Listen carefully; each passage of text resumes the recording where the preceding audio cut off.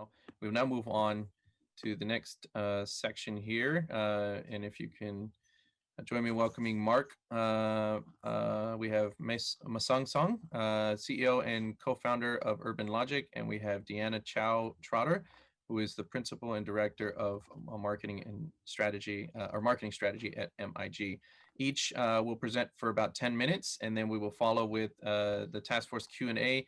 And then for those that are raising their hands, please recall we will have open forum after that as the final agenda item. Welcome. Great. I'm going to unshare my screen and move over to Mark. Good morning, everyone, and thank you for taking the time and inviting us to present some of the work we've been doing with the San Jose Vision Zero team. So my name is Mark Masong. I'm the CEO and co-founder of UrbanLogiq. We started the company back in 2016 with the goal of helping public servants harness the power of data and data science to build better communities. We work with governments across the United States and Canada. With the main focus is on breaking down data silos, because governments sit on a treasure trove of data, but it's often separated into different departments and agencies and jurisdictions. And one of the things that San Jose is frankly leading the world in is this idea of creating a common operating picture of all government data to provide better data-driven decisions. One of the things I want to address up front is there's always the question of security and privacy. So along with the San Jose's IT department, we've been ensuring that everything we do meets and exceeds the highest standards of cybersecurity and privacy with independent auditing from ISO certification. Now, with regard to Vision Zero, we started working with San Jose back in 2018 to bring together all the different traffic data. So that's thousands of reports, whether it be tube counts, turning movement counts, consultant reports, so that the traffic planners in San Jose could have instantaneous access to all mobility data at a click of a mouse. That would reduce time to discover insights and answer questions. And then building on top of that, we then ingested tens of thousands, about 70,000 crash reports, and use machine learning algorithms, so artificial intelligence, to identify what are the risk factors. What are the 5 to 10 leading causes of crashes, broken down in space. So why is one intersection more dangerous than another, or time? So an intersection at a particular time of day might lead to an increasing risk of KSI, so fatalities or severe injuries. We were quite proud that San Jose, in fact, won an award from the American Planning Association for smart city technology, because the technology allowed San Jose to find risk factors. It could be the built environment, it could be road design, that allowed the Vision Zero team to identify, before crashes happen, what types of planning decisions may lead to an increasing risk to the public. So where we're going with this and building on that work is now allowing the Vision Zero team to break down, the anatomy of a crash. Why? What is it about the space and time and makeup of the community that leads to increasing risks? So some of our work, for example, is helping San Jose identify, that where Vision Zero safety corridors could best be targeted. Also breaking down, what is the mix and makeup of types of crashes? So what is instead of overall crashes, are there certain areas where they may have a low volume of crashes, but the degree of severity is alarmingly high? And so if you're going to target limited resources to increase public safety, you can then target it where you can have the best impact in terms of public safety. Some of our work has been focusing on risk factors. For example, the degree to which running red lights or speeding are particularly dangerous relative to other crashes, and again, where those types of incidents are either occurring or trending in an alarming fashion. Part of that work then is to identify what we call high-risk locations. So, for example, these larger dots that you're seeing are areas where there's been a severe crash, could be fatalities or severe injuries, and then bring in third-party data. So the dots that you're about to see here are harsh braking. So this is using connected vehicle data, fully privacy compliant, it's fully anonymized. But what you're seeing is over the course of the day, where are people slamming on the brakes? And is there a correlation between people slamming on the brakes and severe injuries? Now, what's exciting about this is we're starting to find areas where you see a correlation between harsh braking activity and high severity crash locations.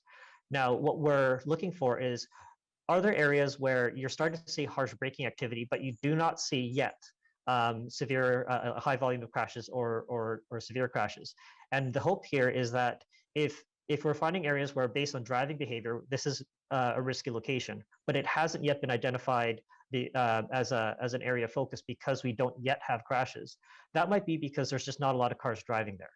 But if you build an apartment building there, you increase the business density, then that's an area that data would lead you to believe that those types of infill developments will actually lead to increase pedestrian fatalities and severe injuries.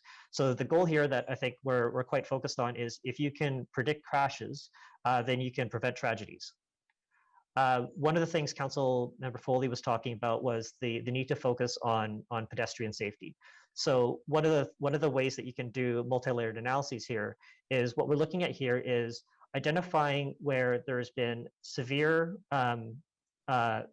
pedestrian collisions in proximity to bus stops that are at uncontrolled intersections. So the ability to combine a number of factors and identify where you might have areas where you could focus on, again, we're not the public policy experts, so we'd leave that to the Vision Zero team, but at least we can micro-target it. These are areas where perhaps if you were to do road calming or put an intersection, you can increase pedestrian safety, because these are specific areas where the combination of factors leads to this being an area where we're seeing a disproportionate amount of pedestrian incidents.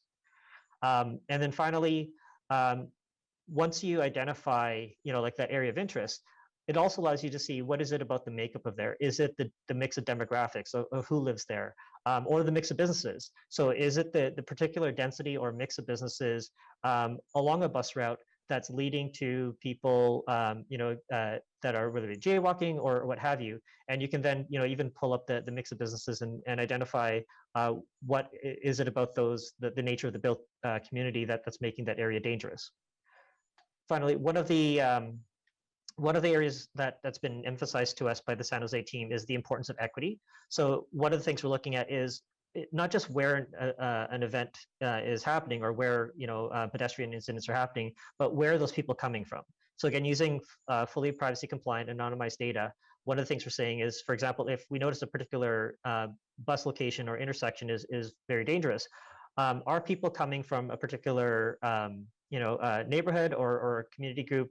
That way we're ensuring that if you're making investments in public safety, it's done with a lens of ensuring that it's impacting perhaps communities that are being disproportionately affected by safety incidents.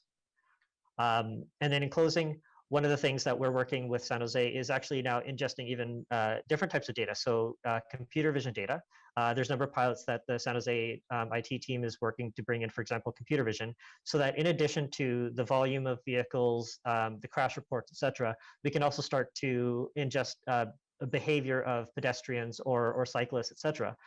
So we can add those types of data layers into the analyses. And in closing, I'd like to thank Jesse, Vu, Vince, and Lily, and the entire Vision Zero team at San Jose. They've been a pleasure to work with, and as mentioned, we get to work with communities across North America, and I think it's safe to say that San Jose's Vision Zero team is really leading the world in the focus on equitable public safety. So thank you so much for your time, and happy to turn it over. Thank you very much. And before we move on to Deanna and MIG's presentation, we are going to allow some time for our task force members to ask any questions of Mark here based on his presentation. And Mark, I know you flew through that. There was a lot of data there. Appreciate the level of complexity and really all the different data points that you're looking at to help us as we have to make very important decisions on the policy standpoint. I know that it's challenging on our end because as a policymaker, we'd like to make every single intersection as safe as possible. But the reality is we don't have the resources to do that. And so we have to go in and look at this data and prioritize areas where we know we can really make the biggest impact. And so the data helps us be able to do that, analyze that. And thank you to everybody as well for participating with us today. Our next task force meeting will be on Friday, September 23rd, 1:30 to 3:30. And then the next one following that, Friday, December 10th, 9 to 11. We will also be getting an update at the Transportation and Environment Committee in November of this year. So you have some more opportunities to participate. There will be a survey following this meeting for our task force members. If you can please remember to fill that out and submit that back. Thank you very much. Please stay safe. Meeting is adjourned.